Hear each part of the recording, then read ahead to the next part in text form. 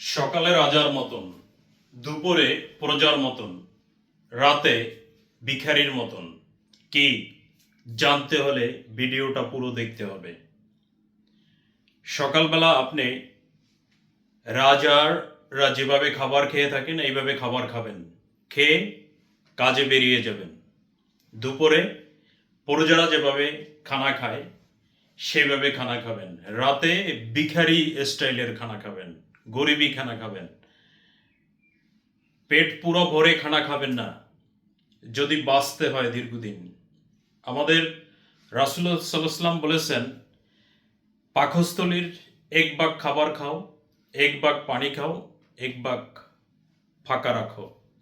আমরা করি কি, পেট ভরি গলা পর্যন্ত খাই। এগুলি বাদ দেন। এখন অভ্যাস পরিবর্তন করুন যদি বাঁচতে হয়।